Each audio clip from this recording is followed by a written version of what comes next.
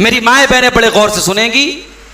अहले बैत कौन है ये समझने के लिए हम कुरान का 22वां पारा खोलते हैं और 22वें पारे की 2 आयतों को हम गौर से पढ़ते हैं। 22वें पारे की बिल्कुल स्टार्टिंग की, बिल्कुल शुरुआत की आयतें हैं सूरह अहज़ाब की आयत नंबर 32 और 33, 32 और 33, या आपकी जुबान में कह ले 30 पर 2 और 30 पर 3। या निसा अन्नबी लस्तुन्ना काहदिम मिनन निसाई इन इत्तक़ैतुन्ना फला तख़दान बिलक़ौल। ऐ नबी की औरतों, तुम आम औरतों की तरह नहीं हो। अगर तुम अल्लाह से डरती हो तो किसी गैर मर्द से अगर तुम्हें बात करना पड़ जाए तो तुम अपनी आवाज में लोच न पैदा करना, तुम अपनी आवाज में लचक न पैदा करना। तुम्हारी आवाज में लचक नहीं होनी चाहिए। गैर मर्द से अगर बात कर रही हो, अजनबी मर्द से बात कर रही हो, जरूरत पड़ने पर बात की जा सकती है, मगर ऐ नबी की औरतों, अगरचे सारे मुसलमान तुम्हारे बेटे की तरह है, तुम उनकी मां की तरह हो, मगर अगर वो अजनबी है तुम्हारे लिए, गैर मर्द है, तो तुम नरमी के साथ बात मत करना। फयतमअल्लज़ी फी क़ल्बिही मरज़ुन, हो सकता है कि तुम नरमी से बात करो और सामने वाला कुछ और मतलब निकाल ले, उसके दिल में शहवत की बीमारी पैदा हो जाए। वक़ुलना क़ौलन मारूफा, लेकिन ऐ नबी की औरतों, तुम जो भी बात करो सही बात करो, सच्ची बात करो, दस्तूर के मुताबिक बात करो। वक़रना फ़ी बुयूतिकुन्ना, और ऐ नबी की औरतों तुम अपने घरों के अंदर जमी रहो। फरमाया वक़रना फ़ी बुयूतिकुन्ना, ऐ नबी की औरतों तुम अपने घरों में रहो। वला तबर्रजना तबर्रुजल जाहिलियतिल ऊला, और अगर किसी ज़रूरत के तहत तुमको घर से निकलना पड़े तो बन संवर करके, मेकअप करके, सज धज करके, अपने हुस्न की नुमाइश करके तुम्हें निकलने की इजाज़त नहीं है। अल्लाह के रसूल सल्लल्लाहु अलैहि वसल्लम की एक बीवी थी हज़रत सौदा रज़ी अल्लाह ताला अन्हा। जब कुरान की ये आयत नाजिल हुई, उन्होंने अल्लाह के नबी के साथ हज किया था। बाद में अल्लाह के रसूल की और बीवियां जब हज करने जाया करती थी, हजरत सौदा कहती थी मैं हज करने भी नहीं जाऊंगी, और कुरान की यही आयत पढ़ा करती थी कि मेरा रब कह रहा है वक़रना फ़ी बुयूतिकुन्ना, ऐ नबी की औरतों तुम अपने घर के अंदर रहो। मैंने हज कर लिया, जिंदगी में एक बार हज फर्ज था, मैंने कर लिया, अब मुझे हज के सफर पे भी जाने की जरूरत नहीं है। तो ऐ नबी की औरतों अपने घरों में डटी रहो, अपने घरों में जमी रहो, और घर के बाहर बिला जरूरत मत निकलो।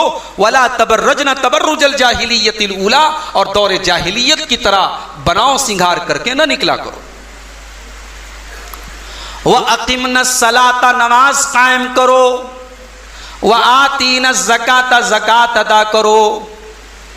वह अतीन अल्लाह व रसूलहू, और ऐ मुसलमान औरतों, ऐ नबी की औरतों तुम अल्लाह की इताअत करती रहो, रसूल की इताअत करती रहो। इन्नमा युरीदुल्लाहु लियुज़हिबा अन्कुम रिज्सा अहलल बैति व युतहिरकुम तत्हीरा। ऐ नबी के अहले बैत, ऐ नबी के घर वालों, अल्लाह तबारक व तआला तुमसे हर तरीके की गंदगी को दूर करना चाहता है और तुमको खूब पाक और साफ करना चाहता है। ये 2 आयतें मैंने आपके सामने पढ़ दी। अब आप जरा अपने दिल पर हाथ रख के बताइए, कुरान की इन दोनों आयतों को पढ़ने के बाद क्या समझ में आया? अगर कोई इंसान ये कहता है कि साहब ये आयत नबी के अहले बैत के बारे में तो है, मगर नबी के अहले बैत में हजरत फातिमा हैं, हजरत अली हैं, हजरत हसन हैं, हजरत हुसैन हैं, लेकिन हजरत आयशा नहीं है, हजरत उम्मे सलमा नहीं है, हजरत उम्मे हबीबा नहीं है, नबी की बीवियां नहीं हैं। अहले बैत में सिर्फ 4 लोग हैं और 5वें अल्लाह के नबी हैं। यही पंजतन हैं जो अहले बैत है, बाकी कोई अहले बैत नहीं। अगर कोई ये कहता है मेरे भाई, दोनों आयतें मैंने आपके सामने पढ़ दी, आयत का पूरा कॉन्टेक्स्ट आयत का पूरा बैकग्राउंड, आगे और पीछे की आयतें नबी की बीवियों के बारे में हैं, और कोई अहले बैत की मोहब्बत के नाम पर नबी की बीवियों को ही अहले बैत में ना माने, सोचो वो कितना बड़ा धोखेबाज है, वो कितना बड़ा ढोंगी है और कितना बड़ा मक्कार है वो इंसान। मान लो हमारे शेख मुख्तार साहब मुझको दावत दें किसी खुशी के मौके पर और मुझसे कहें शेख साहब आप अपनी फैमिली को लेके आइए, अपने अहले बैत को लेके आइए, और मैं क्या करूं कि दोस्तों को लेके आ जाऊं, पड़ोसियों को लेके आ जाऊं, मोहल्ले के किसी एक दो लोगों को लेके आ जाऊं, तो शेख साहब तो बोलेंगे भाई आपने तो बड़ा गड़बड़ मामला कर दिया। मैंने कहा था आपकी फैमिली के साथ दावत है, आप तो दोस्तों अहबाब को लेके चले आए। कॉमन सेंस की बात, एक मामूली कम पढ़े लिखे आदमी को भी यह बात समझ में आती है कि अहले बैत का जब लफ्ज बोला जाए, फैमिली का लफ्ज बोला जाए, तो इंसान की बीवी तो सबसे पहले मुराद होती है। चलिए इसकी एक दलील मैं कुरान से भी आपको दे देता हूं।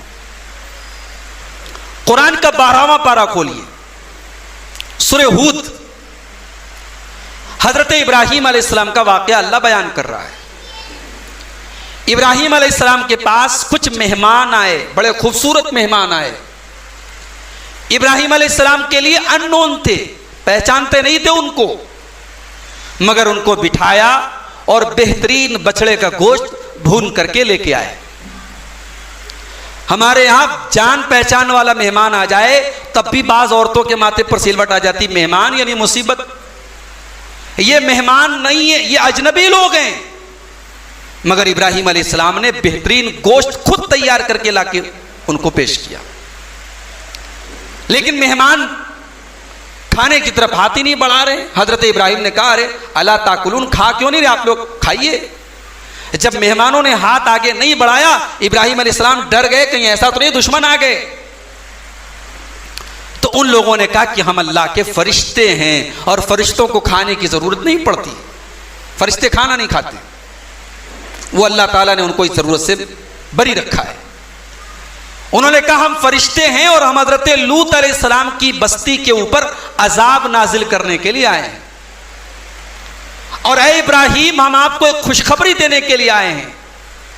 आपकी उम्र काफी हो चुकी है, बूढ़े हो चुके हैं, आपकी अहलिया भी बूढ़ी हो चुकी हैं, मगर हम ये खुशखबरी लेकर के आए हैं कि आप दोनों को एक बेटा पैदा होगा, उस बेटे का नाम इसहाक होगा। फिर आपका बेटा जब आगे चल करके बड़ा होगा, उसका एक बेटा होगा, उसका नाम याकूब होगा। हम आपको बेटे और पोते की डबल बशारत सुनाने आए हैं। अब बड़े गौर से सुनिएगा। जब फरिश्ते ये बात कर रहे थे, इब्राहिम अलैहिस्सलाम की बीवी सारा ने ये सारी बात सुनी। उन्होंने कहा अलिदु वाना अजूजुन, मेरे जैसी बुढ़िया औरत क्या बच्चे को जन्म देगी? मेरा शौहर भी बूढ़ा हो चुका है, मैं भी बूढ़ी हो चुकी हूँ, क्या हम दोनों इस उम्र में हमारे घर में बच्चा पैदा होगा? इन्ना हाज़ा लशैउन अजीब, ये तो बड़ा अजीब मामला है, ये तो बड़ी अजीब बात है, ये बात तो समझ में नहीं आती। अब फरिश्तों ने क्या कहा? कालू अताजबीन मिन अम्रिल्लाह, फरिश्तों ने कहा कि ऐ सारा, ऐ इब्राहिम की बीवी, तू अल्लाह के हुक्म पर तू ताज्जुब कर रही है, अल्लाह के हुक्म पर तू हैरत कर रही है। रहमतुल्लाहि व बरकातुहु अलैकुम अहलल बैती इन्नहु हमीदुम मजीद। ऐ इब्राहिम के अहले बैत, ऐ इब्राहिम के घर वालों, तुम पर अल्लाह की रहमतें हों और तुम पर अल्लाह की बरकतें हों। अल्लाह तो बहुत काबिल तारीफ और बुजुर्ग है। यहाँ सिर्फ हजरत इब्राहिम थे और उनकी बीवी सारा थी, और फरिश्तों ने इन दोनों को अहले बैत कहा। पता यह चला कि इंसान की बीवी उसके अहले बैत में शामिल होती है, और मेरे नबी के अहले बैत में मेरे नबी की बीवियां भी शामिल हैं। हाँ, बीवियां तो सबसे पहले अहले बैत में शामिल हैं, लेकिन 4 और लोगों को भी अल्लाह के नबी ने अपने अहले बैत में शामिल किया था। सही मुस्लिम के अंदर हदीस मौजूद है, अल्लाह के प्यारे नबी सल्लल्लाहु अलैहि वसल्लम एक दिन सुबह सुबह निकले और आप काले रंग की, ब्लैक कलर की एक चादर ओढ़े हुए थे। आपने अपनी चादर में हजरत अली को और हज़रत फ़ातिमा को और हज़रत हसन को और हज़रत हुसैन को अपनी चादर के अंदर शामिल किया। और अपनी चादर के अंदर शामिल करने के बाद आपने फरमाया, इन्नमा युरीदुल्लाहु लियुज़हिबा अन्कुमुर रिजसा अहलल बैति व युत्तहिरकुम तत्हीरा। अल्लाह के प्यारे नबी ने सूरह अहज़ाब की वही आयत करीमा पढ़ी, आयत नंबर 33, कि ऐ नबी के अहले बैत, अल्लाह तुमसे हर गंदगी को दूर करना चाहता है और तुमको खूब पाक और साफ करना चाहता है। अल्लाह के नबी ने इन चारों हस्तियों को भी अपने अहले बैत में शामिल किया, अपनी बेटी को, अपने दामाद को और अपने दो नवासों को। और बड़ी अजीब बात यह है कि अहले बैत से मोहब्बत का दावा करने वालों के मुंह से आप कभी भी हजरत आयशा की तारीफ नहीं सुनेंगे, बल्कि हजरत आयशा के ऊपर लानत मलामत सुनेंगे, हजरत आयशा की तौहीन सुनेंगे। मगर अजीब बात यह है मेरे प्यारे भाइयों कि अहले बैत की फजीलत पर यह हदीस हमारे हदीस की किताबों में अम्मा आयशा रज़ी अल्लाह ताला अन्हा से रिवायत है। हज़रत आयशा इस हदीस को रिवायत करती हैं और हज़रत अली की, हज़रत फ़ातिमा की और हज़रत हसन और हुसैन की फजीलत बयान करती हैं। इसका मतलब ये हुआ कि ये किस्से और कहानियाँ झूठे हैं जो लोग ये दुनिया को दिखाते हैं कि सहाबा और अहले बैत में दुश्मनी थी नऊज़ुबिल्लाह, और सहाबा और अहले बैत एक दूसरे को नहीं चाहते थे और एक दूसरे से दुश्मनी रखते थे। वो झूठे और मक्कार लोग हैं और उन्होंने इल्जाम लगाया है, वरना यहां अहले बैत की फजीलत हज़रत आयशा बयान कर रही है। और आगे बढ़िए, सही मुस्लिम के अंदर यह हदीस भी मौजूद है। हजरत ज़ैद इब्न अरकम रज़ी अल्लाह ताला अन्हु बयान करते हैं कि अल्लाह के प्यारे नबी ने एक खुतबा दिया, और खुतबा कहां दिया? मक्का और मदीना के बीच में एक जगह थी, उस जगह का नाम था खुम, और वहां पे एक तालाब था, इसलिए उस जगह को गदीर खुम कहा जाता था। तो गदीर खुम के पास अल्लाह के प्यारे नबी ने खड़े होकर के खुतबा दिया। यह खुतबा आपने कब दिया था? हज्जतुल वदा के बाद, जब आप मदीना लौट रहे थे, वापस आ रहे थे, उस मौके पर आपने खुतबा दिया था।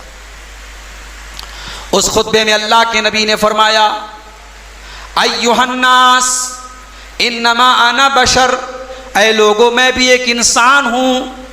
हो सकता है कि अल्लाह का फरिश्ता बहुत जल्द मेरे पास मौत का परवाना लेकर के आ जाए, मैं अल्लाह को प्यारा हो जाऊं, मैं अल्लाह के पास चला जाऊं। वाना तारिकुन फीकुम सकलैन, मैं दो भारी चीजें तुम्हारे दरमियान छोड़ के जा रहा हूं, दो वजनदार चीजें छोड़ के जा रहा हूं। अव्वलुहुमा किताबुल्लाह, पहली चीज मैं अल्लाह की किताब छोड़ के जा रहा हूं, मैं कुरान छोड़ के जा रहा हूं। फीहिल हुदा वन नूर, कुरान के अंदर तुम्हें हिदायत भी मिलेगी और कुरान के अंदर तुमको रोशनी भी मिलेगी। आपने कुरान की अहमियत पर लोगों को उभारा और कुरान को अपनाने और कुरान पर अमल करने पर लोगों को उभारा।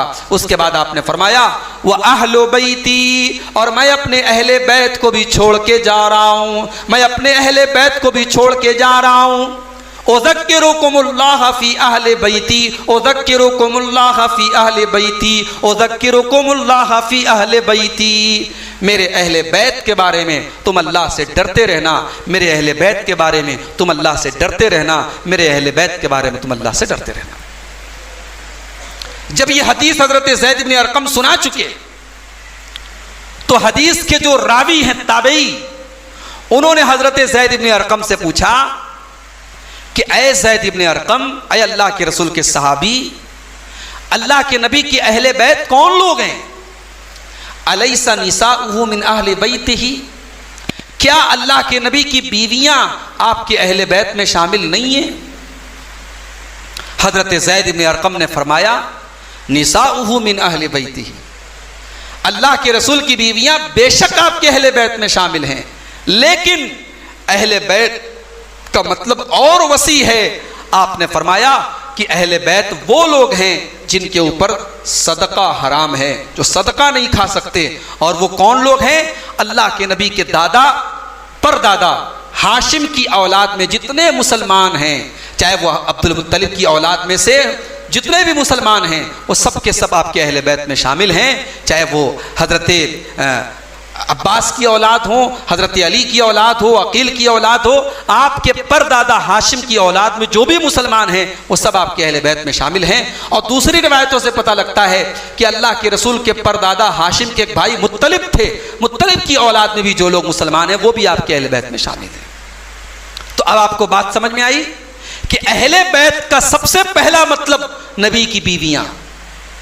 फिर नबी ने 4 और लोगों को अपने अहले बैत में शामिल किया, स्पेशल तौर पर, खास तौर पर, हजरत अली को, हजरत फातिमा को, हजरत हसन को, हजरत हुसैन को। और फिर तीसरा मतलब अहले बैत का यह समझ में आया कि अल्लाह के नबी के खानदान के वो तमाम लोग जिनके ऊपर सदका हराम है वो आपके अहले बैत में शामिल हैं। अब आइए इन अहले बैत के कुछ फजाइल आपके सामने बयान कर देता हूं। सबसे पहले हजरत अली रजी अल्लाह ताला अन्हु, क्या कहना है। हजरत अली वो हैं जिनके बारे में अल्लाह के नबी ने खुद फरमाया। हजरत अली खुद कहते हैं कि अल्लाह के नबी ने मुझसे वादा लिया था, ला युहिब्बुनी इल्ला मोमिन वला युबग़िज़ुनी इल्ला मुनाफिक, कि मुझसे मोहब्बत वही करेगा जो मोमिन होगा और मुझसे बुग़्ज़ वही रखेगा जो मुनाफिक होगा। जंगे खैबर के मौके पर अल्लाह के प्यारे नबी ने सहाबा से कहा कि कल मैं खैबर का झंडा उस इंसान को देने वाला हूं जो अल्लाह से मोहब्बत करता है, रसूल से मोहब्बत करता है, और अल्लाह भी उस इंसान से मोहब्बत करता है और रसूल भी उस इंसान से मोहब्बत करते हैं, और अल्लाह ताला उस इंसान के हाथ पर खैबर को फतह करेगा। जब नबी ने यह बात कही, हजरत उमर कहते हैं पहली बार दिल में तमन्ना पैदा हुई। कभी जिंदगी में ओहदे की तलब पैदा नहीं हुई, कभी ओहदे की ख्वाहिश पैदा नहीं हुई, आज पहली बार जिंदगी में ख्वाहिश पैदा हुई कि काश कल खैबर का ये झंडा मुझको मिल जाए। हदीस के अल्फाज हैं, इतनी अहम जंग होने वाली थी, यहूदियों से मुकाबला होने वाला था, लेकिन सहाबा जंग की प्लानिंग के बारे में रात भर बहस नहीं कर रहे थे, सहाबा लड़ाई के बारे में बहस नहीं कर रहे थे, रात भर सहाबा इसी मसले पर गौर कर रहे थे कि कल सुबह ये झंडा किसको मिलेगा। सुबह हुई, सारे के सारे सहाबा जल्दी जल्दी अल्लाह के नबी के पास पहुंचे। सारे के सारे लोग नजर आ रहे हैं, हजरत अली रजी अल्लाह ताला अन्हु नजर नहीं आ रहे हैं। अल्लाह के नबी ने पूछा, आईना अली इब्न अबी तालिब, अली कहाँ है? सहाबा ने कहा कि अली की आंखों में कुछ तकलीफ है। अल्लाह के प्यारे नबी ने कहा बुलाओ। अली आए। अल्लाह के प्यारे नबी ने हजरत अली की आंखों में अपना लुआब लगाया, उनकी आंखें बिल्कुल ठीक हो गई, और फिर आपने खैबर का झंडा हजरत अली के हाथ में दिया और हजरत अली के हाथों अल्लाह ताला ने खैबर को फतह किया। मेरे प्यारे साथियों, हजरत अली का यह मकाम है, हजरत अली का यह मकाम है कि जब ग़ज़वा तबूक में अल्लाह के प्यारे नबी जाने लगे, सारे सहाबा, सारे अहम सहाबा आपके साथ जा रहे हैं, तो आपने हजरत अली से कहा कि अय अली, मदीना के अंदर अब औरतें रह गई हैं, बूढ़े लोग रह गए हैं, बच्चे लोग रह गए हैं, इनकी हिफाजत करने के लिए मदीना में कोई मजबूत आदमी रहना चाहिए। अय अली, तुम मेरे साथ मत जाओ, तुम मदीना की निगरानी करोगे। हजरत अली ने बड़े उदास लहजे में कहा कि अल्लाह के नबी, अतुखल्लिफूनी फिन निसाई वस्सिबियान, आप मुझे औरतों के बीच में छोड़ के जा रहे हैं, बच्चों के बीच में छोड़ के जा रहे हैं। अल्लाह के नबी ने कहा कि अय अली, क्या तुम ये पसंद नहीं करोगे कि मेरी नज़र में तुम्हारा वही मकाम है जो मूसा की नज़र में हारून का था। मूसा अलैहिस्सलाम के बड़े भाई थे हजरत हारून। अय अली, जिस तरीके से मूसा अपने भाई से मोहब्बत करते थे, तुम भी मेरे भाई हो, मैं तुमको अपना भाई मानता हूं, लेकिन हाँ, हारून नबी थे, लेकिन मेरे बाद कोई नबी नहीं आएगा। मेरे प्यारे साथियों, ये हजरत अली का मकाम है। और अभी आपने ज़ैद इब्न अरकम की हदीस भी सुन ली कि अल्लाह के नबी ने गदीर खुम के मौके पर जब अहले बैत के बारे में कहा कि अल्लाह से डरते रहना, उसी मौके पर अल्लाह के नबी ने हजरत अली के बारे में लोगों से कहा कि अली की शिकायत है, मुझसे मत करो, अली से दिल में बुग़्ज़ मत रखो। हजरत अली को अल्लाह के नबी ने बहरैन का गवर्नर बना करके भेजा था, और बहरैन में जब हजरत अली ने ज़कात वगैरह का माल तकसीम किया तो कुछ लोगों को हजरत अली से शिकायत थी, और उन लोगों ने आकर के अल्लाह के रसूल से हजरत अली की शिकायत की। तो अल्लाह के नबी ने उसी गदीर खुम के मौके पर फरमाया कि अली मेरे महबूब हैं, मन कुन्तु मौलाहु फ़अलियुल मौला, और जो मुझसे मोहब्बत करता है, जिसका मैं महबूब हूँ, वो अली से भी मोहब्बत करे। मेरे प्यारे साथियों, ये हजरत अली का मकाम है। हम हजरत अली का जो मकाम है उसको तस्लीम करते हैं, हजरत अली से बेहद मोहब्बत करते हैं, मगर हम अली की मोहब्बत का मतलब ये नहीं समझते कि दीगर सहाबा से बुग़्ज़ रखा जाए, हज़रत मुआविया से बुग़्ज़ रखा जाए या और सहाबा से बुग़्ज़ रखा जाए। हमें सारे सहाबा अजीज़ हैं और जिसका जो मकाम है हम उसको मकाम देते हैं। हम हज़रत अली रज़ी अल्लाह तआला अन्हु को सहाबा में चौथे नंबर पर सबसे अफजल मानते हैं। जो सहाबे, जो खुलफाए राशिदीन की तरतीब है वही सहाबा के मर्तबे की भी तरतीब है। सहाबा में सबसे अफजल हज़रत अबू बकर, उसके बाद हज़रत उमर, उसके बाद हज़रत उस्मान और उसके बाद हज़रत अली है। और आगे बढ़िए, 6 बज चुके हैं, टाइम मेरा ज़्यादा हो गया। 1-2 हदीसें आपको और सुना करके बात खत्म कर रहा हूँ। हज़रत फातिमा अहले बैत में शामिल हैं, नबी की बेटी है। नबी ने जिनके बारे में फरमाया फातिमा तो बुज़ातुम मिन्नी, फातिमा मेरे कलेजे का टुकड़ा है। जिसने फातिमा को तकलीफ पहुंचाई उसने मुझे तकलीफ पहुंचाई। अल्लाह के नबी मरज़ुल मौत पे मुब्तला हैं आखिरी टाइम में। अम्मा आयशा फरमाती हैं कि आपकी बेटी फातिमा आपसे उसी बीमारी में मिलने के लिए आई, और जब हज़रत फातिमा चल रही थी अल्लाह के नबी के पास आने के लिए, वो चल कर आ रही थी, अम्मा आयशा फरमाती हैं वल्लाहि मा तकफा मिश्यतुहा मिन मिश्यत रसूलिल्लाह, अल्लाह की कसम फातिमा के चलने का अंदाज वही था जो रसूलुल्लाह के चलने का अंदाज था। हज़रत फातिमा को देख करके अल्लाह के नबी की जान में जान आ गई। आप लेटे हुए थे, आप उठ करके बैठ गए। आपने फरमाया मरहबम बिबनती, मेरी बेटी तेरा आना मुबारक हो। अल्लाह के नबी बहुत प्यार करते थे हज़रत फातिमा से। जब भी वो आती थी अल्लाह के नबी अपनी बेटी के इस्तकबाल में खड़े हो जाते थे, अपनी बेटी का हाथ पकड़ के चूम लेते थे और अपने बाजू में, अपने बगल में उनको बिठाते थे। अल्लाह के प्यारे नबी ने हज़रत आयशा, हज़रत फातिमा के कान में चुपके से कोई बात कही। हज़रत फातिमा रोने लगी। फिर थोड़ी देर के बाद आपने कोई और बात कही, हज़रत फातिमा हंसने लगी। अम्मा आयशा ने हज़रत फातिमा से कहा बेटी अल्लाह के नबी ने कौन सी ऐसी बात है जो सिर्फ तुम्हें बताई और तुम्हारे कान में बताई? हज़रत फातिमा ने कहा वल्लाहि मा कुन्तु लिउफ़शिया सिर्र रसूलिल्लाह सल्लल्लाहु अलैहि वसल्लम, अल्लाह की कसम ये अल्लाह के रसूल का राज है और मैं राज को नहीं खोलूंगी। जब अल्लाह के रसूल की वफ़ात हो गई, आप दुनिया से चले गए, फिर एक दिन हज़रत फातिमा आई घर पर, तो अम्मा आयशा ने पूछा बेटी मैं तेरी माँ हूँ, इस हक का मैं के जरिए तुझसे सवाल करती हूँ कि बता उस दिन अल्लाह के नबी ने तेरे कान में क्या कहा? हज़रत फातिमा ने कहा कि हाँ अब मैं आपको बताऊंगी। जब मैं अपने बाप के पास आई, अपने अब्बू के पास आई, अल्लाह के नबी ने मेरे कान में पहली मर्तबा ये फरमाया ऐ फातिमा, जिब्रील मेरे पास हर साल आते थे और कुरान का एक मर्तबा मेरे ऊपर दौर करते थे, एक मर्तबा पूरा कुरान में उनको सुनाया करता था। लेकिन इस साल जब जिब्रील आए तो 2 मर्तबा कुरान का दौर उन्होंने मुझको कराया। इसका मतलब ये लग रहा है कि ला अरल अजल इल्ला कद इक़्तरब, ऐ फातिमा मुझे ऐसा लग रहा है कि मेरी मौत का टाइम करीब आ गया है, मेरी मौत का टाइम करीब आ गया है। ऐ फातिमा जब मैं दुनिया से चला जाऊं फत्तकिल्लाह वस्बिरी, तो तू अल्लाह से डरती रहना और तू सब्र का दामन थामे रहना। फ़इन्नी नेमस्सलफ़ु लके, मैं तेरे लिए बहुत बेहतरीन बाप हूँ और बहुत बेहतरीन तेरे लिए आगे गुजर करके जाने वाला हूँ। आज हुसैन रज़ी अल्लाह अन्हु की शहादत पर दुनिया भर की खुराफात करने वाले मेरे भाइयों, हुसैन रज़ी अल्लाह अन्हु की वालिदा का क्या तरीका रहा है। अपने बाप के इंतकाल पर उन्होंने कोई मातम नहीं किया, कोई काले कपड़े नहीं पहने, कोई उन्होंने शोर और गोगा नहीं किया।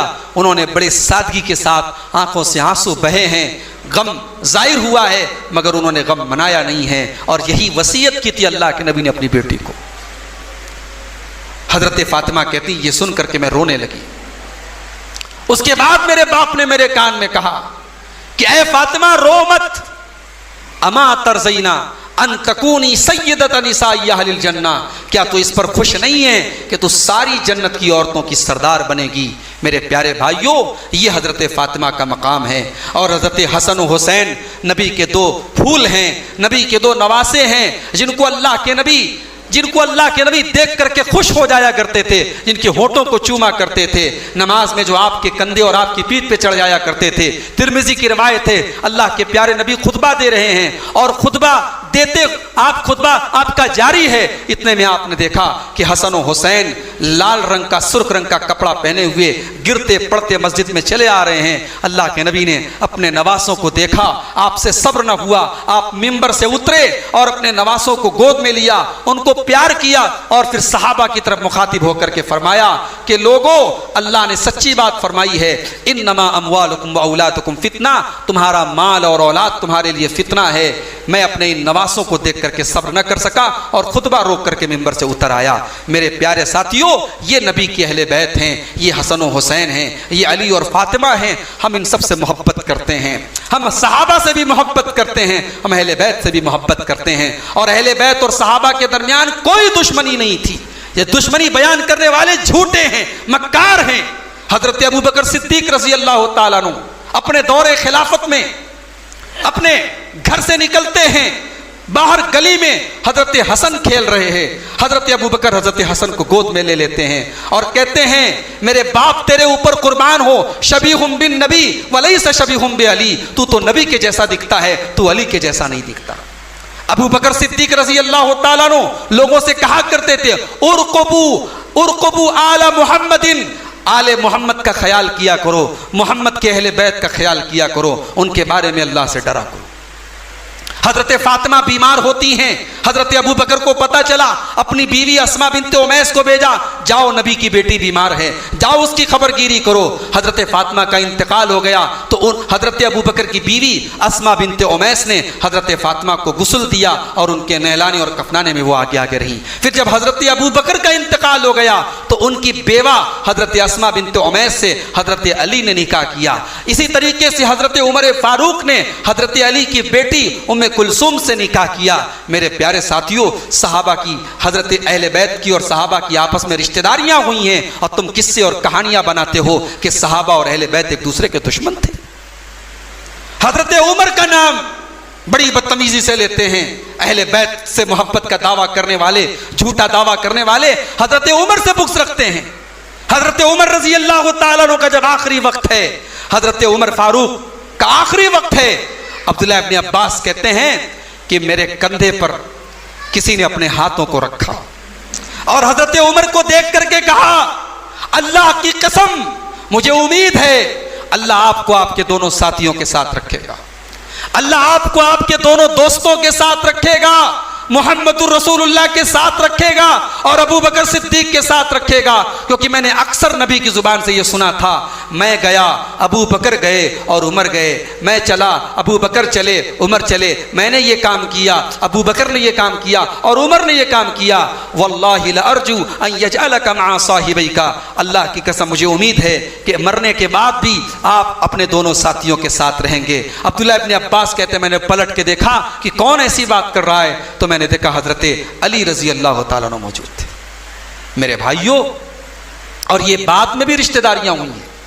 अहले बैत में एक बड़ा अहम नाम है इमाम मोहम्मद अल बाकिर का, जो हजरत हुसैन के परपोते हैं, इमाम मोहम्मद पोते हैं। इमाम मोहम्मद अल बाकिर की जो माँ थी वो हजरत अबू बकर सिद्दीक की पोती थी, उम्मे फरवा बिनते अब्दुर्रहमान इब्न अबी बकर, वो हजरत अबू बकर की पोती थी। मेरे प्यारे साथियों, बड़ी करीबी रिश्तेदारियां हुई हैं अहले बैत में और सहाबा में। लिहाजा जो लोग ये ड्रामा रचते हैं कि अहले बैत और सहाबा एक दूसरे के दुश्मन थे, वो झूठे और मक्कार लोग हैं। एक आखिरी बात बयान करके बात खत्म कर रहा हूं। आज जब मुहर्रम का महीना आता है, हमारे बहुत सारे भाई इस महीने को गम का महीना समझते हैं। शादी हॉल बुक नहीं होते, शादियां नहीं होती। हमारे बहुत सारे अहले हदीस भाई भी अवॉइड करते हैं। खबरदार, अगर आपके दिल के किसी कोने में ये बात है कि हाँ ये महीना गम का महीना है, अपने दिल से ये बात निकाल दो मेरे भाई। ये अकीदे से टकराने वाली बात है, ये तौहीद से टकराने वाली बात है। अल्लाह के बनाए हुए 12 महीनों में कोई महीना गम का महीना नहीं है। सारे महीने अल्लाह के बनाए हुए हैं, कोई महीना गम का महीना नहीं है। और इस महीने में भी हम खुशी के वो सारे काम कर सकते हैं जो बाकी अय्याम में कर सकते हैं। इस महीने में छोटे छोटे बच्चों को महफिलों में, मजलिसों में बिठाकर सहाबा के खिलाफ जहर उनके दिमागों में भरा जाता है। मैं आपको एक पैगाम दे के जा रहा हूं कि अपने बच्चों को और अपनी नौजवान नस्ल को सहाबा की सीरत और सहाबा के कारनामे और सहाबा की कुर्बानियाँ सिखाओ मेरे भाइयों। किताबें ला करके दो अपने बच्चों और बच्चियों को, उलमा के वीडियो सुनाओ उनको कि हजरत अबू बकर कौन थे, उमर फारूक कौन थे, उस्मान गनी कौन थे, अली मुर्तजा कौन थे, खालिद बिन वलीद कौन थे, साद बिन अबी वक्कास कौन थे। सहाबा की सीरत अपने नौजवानों को सिखाओ मेरे भाइयों, और ये अकीदा सिखाओ अपने बच्चों को। व नुहिब्बु अस्हाब रसूलिल्लाह, हम नबी के सारे सहाबा से मोहब्बत करते हैं। वला नुफ़रितु फ़ी हुब्बि अहदिन मिनहुम, हम किसी सहाबी की मोहब्बत में हद से आगे नहीं बढ़ते। वला नतबर्रउ मिन अहदिन मिनहुम, हम किसी सहाबी पर तबर्रा नहीं करते, किसी सहाबी से बरात और बेजारी का इजहार नहीं करते। व नुबग़िज़ु मन युबग़िज़ुहुम, और जो सहाबा से बुग़्ज़ रखे हम उससे बुग़्ज़ रखते हैं। व बिग़ैरिल ख़ैरि यज़्कुरुहुम, जो सहाबा का जिक्र बुरे अंदाज में करें हम उससे बुग़्ज़ रखते हैं। वला नज़्कुरुहुम इल्ला बिख़ैर, और हम सहाबा का जिक्र अच्छे अंदाज में करते हैं।